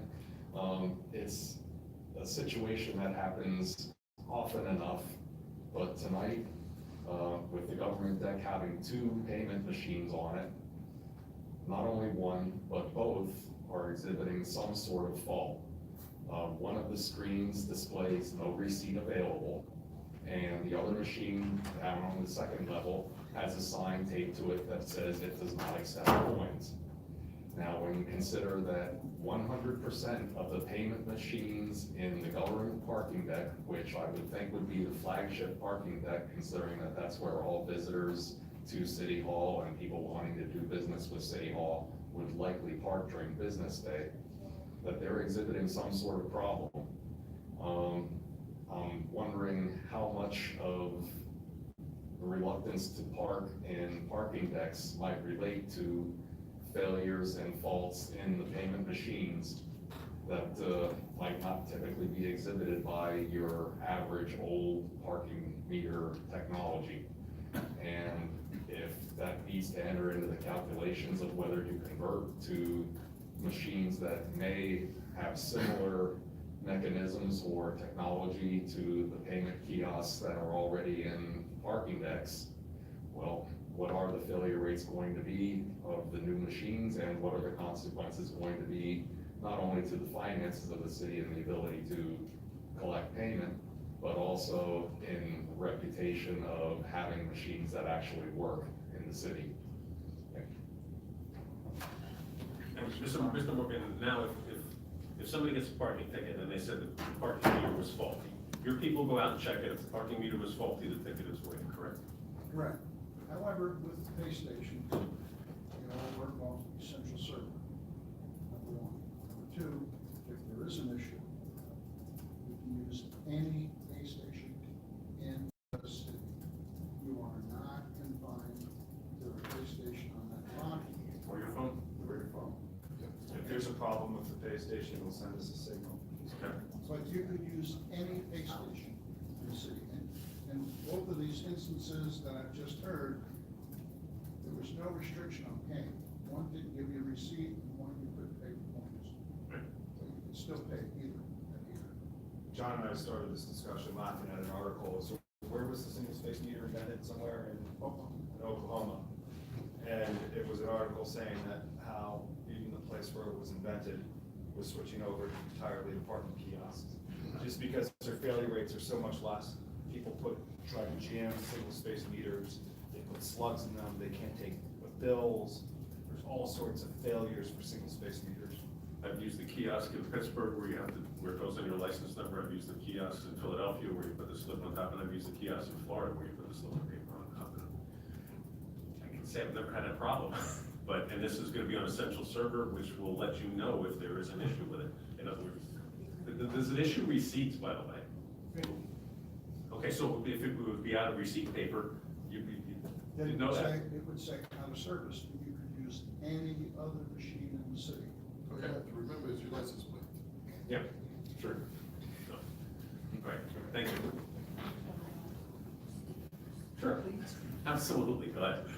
I know this isn't really the reason we're here to keep defending or not defending, but I just have a question for you.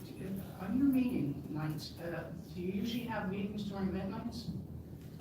Oftentimes, very oftentimes, they coincide. I don't know when they have events, when there are, if it's a hockey game, I mean, it could very well be, and it also could be a concert. Because it depends on when they fall. Yeah, so this is, I know everyone's looking at the event nights and the prices, and we happen to have a huge arena in the middle of our city. So therefore, some way, somehow, we're gonna have to accommodate the people. But on the other hand, the part I look at is the convenience of the residents with these new meters, especially if at 5 o'clock, you don't have to pay anything. You don't need a key, you don't need anything. So if you have a meeting at, I don't know how many times in a year. I go a minimum twice a month, but sometimes. Twice a month, and how many times are you having a meeting where there's no event? So there's completely free parking at 5 o'clock until. So I constantly look at the side that the residents, I understand what Cece was saying, but for the residents that are going to meetings or they won't go out to dinner or whatever, the merchants, almost the flip side, if we just take away the arena part of it, because if there's nothing we can do about that, we have a huge arena, this is what we wanted, this is what we have. But I think Parking Authority is working as hard as they can to give residents a break, but it's 15 minutes free, and then you only put another $1 in, and you've got $1 an hour, which we had, how many years ago?